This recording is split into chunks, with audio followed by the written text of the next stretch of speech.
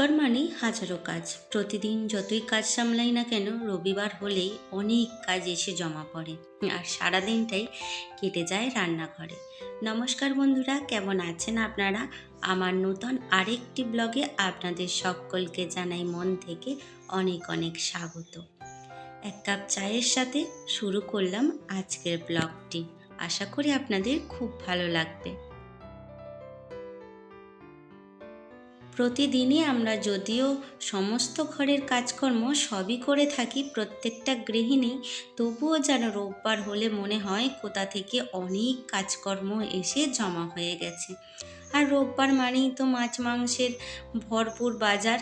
তো সেই সমস্ত কিছু সামলে রান্না টান্না করতে বেশ অনেকক্ষণ সময় লেগে যায়। প্রায় অর্ধেক দিনটাই রান্নাঘরেই কেটে যায়। প্রত্যেকটা দিন চেষ্টা করি পরিষ্কার পরিচ্ছন্ন করে সমস্ত ঘরদুয়ার গোছাতে, তবুও কোথা থেকে যে ধুলোবালু এসে জমা হয়ে যায় বোঝা ভার। তাই খাটটার ওপরে দেখলাম বেশ ভালোই ধুলো পড়ে গেছে।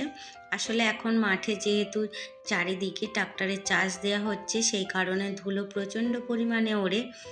আর একটুখানি ভিজে নাগড়া করে আজকে খাটটা মুছে নেব। এই খাটটা হচ্ছে মায়ের বিয়ের খাট, অনেক বছর আগেকার। না একে চেঞ্জ করা হয়েছে, না একে রং করা হয়েছে, তবুও ভালো রয়েছে, তাই সযত্নে রেখে দেওয়া হয়। এখন নতুনত্ব যতই আসবাবপত্র উঠুক না কেন, আগেকার ডিজাইন কিন্তু আবার ঘুরে ফিরে আসছে। আগেকার মতো হাতের কাজ সত্যি আর দেখতে পাওয়া যায় না। এখন হয়তো শৌখিনত্বর দিক দিয়ে খুব সুন্দর সুন্দর খাট, যে কোনো ফার্নিচার পাওয়া যায়, কিন্তু আগেকার যে কাঠের ওপরে খোদাই করে নকশা করা থাকতো, সেইগুলো কিন্তু এখন আর খুবই কম দেখতে পাওয়া যায়। তো যাই হোক, এখানে আমি খাটটা পরিষ্কার করে নিলাম। আজকে জলখাবারে বিশেষ আয়োজন নেই, কালকের একটুখানি জলঢালা ভাত আছে, আলু সিদ্ধ করেছি, তাই সবাই মিলে খাওয়া হয়ে যাবে। আর এই গরম আসছে, মনে হয় মাঝে মধ্যে এই জলঢালা ভাত খেয়ে নেওয়া শরীরের পক্ষে খুবই উপকার। তো আমরা মধ্যবিত্ত মানুষ, আমরা কিন্তু খেয়ে থাকি জলঢালা ভাত। আর এখানে দুপুরের আয়োজনে চলে এসেছি। বললাম না যে রোববার মানেই সারা দিনটা চলে যায় রান্নাঘরে। তো এখানে কিছুটা বেগুন ভেজে নিচ্ছি, সাথে করে নিয়েছিলাম আলু ভাজা। আসলে এগুলো সাধারণ রান্নাবান্না, খুব একটা দেখানোর কিছু নেই, তবে আজকে হয়েছিল সাথে চিকেন। ওই যে বাঙালির চিকেন বা মটন না হলে রোববারটা ঠিক রোববার বলে মনে হয় না।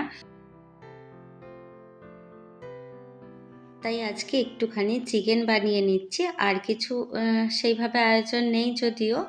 আর এইটুখানি আজকে মধ্যবিত্তের লাঞ্চ মেনুতে রয়েছে। তো এই রান্নাটা করে নেব, বাকি সমস্ত কাজকর্ম হয়ে গিয়েছে। আর ওয়েদারটা কদিনই একটু খারাপ ছিল, কিন্তু আজকে একটুখানি ভালো, মানে ওই কখনো রোদ্দুর উঠছে, কখনো বা মেঘছাই করছে, কিন্তু আজকে কোনো বৃষ্টি হয়নি। তবে ওই যে আলু এখনও পর্যন্ত মাঠে পড়ে রয়েছে, তবে সেই আলু হয়তো মাঠেই পড়ে থাকবে বা বাড়িতে নিয়ে এসে ঢালা থাকবে। যাই হোক, যখন যেটা হবে নিশ্চয়ই আপনাদের সঙ্গে শেয়ার করব। জানি না আমার এই ভিডিওগুলো কারা কোথা থেকে দেখছেন। যদি দেশ বা দেশের বাইরে যারাই দেখে থাকেন না কেন, একটু কমেন্ট করলে খুবই আনন্দিত হব। আর আমার এই ছোট্ট চ্যানেলটি পাশে একটু সাবস্ক্রাইব করে থাকবেন, যাতে আপনাদের সাপোর্টে আর আপনাদের ভালোবাসায় আমার এই ছোট্ট চ্যানেলটা একটু একটু করে এগিয়ে যেতে পারে। তো আপনাদের ভালোবাসা আমি একান্ত কামনা করছি মন থেকে।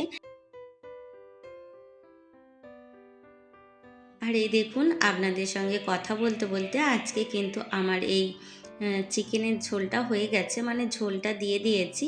এবার কিন্তু একটু ফুটিয়ে নিলেই হয়ে যাবে। কষতে কষতেই তো মাংস আলু সিদ্ধ হয়ে গিয়েছিল। আর সিদ্ধ হয়ে যাওয়ার পরে আর বেশিক্ষণ না ঝোলে ফোটালেও হবে, তবু যতটুখানি আছে ফুটিয়ে সিদ্ধ করে নেব। আর বাকি কীরকম দেখতে হলো সেটা তো অবশ্যই আপনাদের সঙ্গে শেয়ার করব।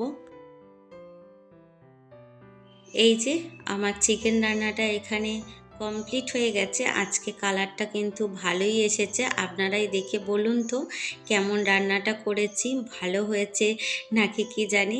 টেস্টে তো খেয়েছিলাম যদিও পরে, তো ভালোই লেগেছিল। তো যাই হোক, আজকে দুপুরে এই ছিল খাওয়া দাওয়া। আর বিকেলে চলে গিয়েছিলাম জমিতে। প্রতিদিনই প্রায় কিছু না কিছু কাজ থাকে জমির দিকে। অতটা কাজ না করতে পারলেও যতটুখানি পারি চেষ্টা করি করে দেওয়ার। এটা হলো পটল গাছ, আপনারা অনেকে জানেন বা অনেকে জানেন না। এই যে পটল গাছের মাচা তৈরি হচ্ছে, আর পটল গাছগুলো ওই লাঠির সাহায্যে বেঁধে মাচার ওপরে রাখা হবে যাতে ফুল ফল ধরে। তো সেই কাজেই একটুখানি হেল্প করতে চলে এসেছিলাম বিকেলের দিকে। আর আমাদের চাষি বাড়ির মেয়েদের এরম টুকটাক কাজকর্ম সামলে নিতেই হয়, সংসারের কাজ সামলেও। তাহলে আজকের মতো আসি, দেখা হবে আবার নতুন একটা দিনে নতুন একটা ব্লগে। ততক্ষণ খুব ভালো থাকবেন।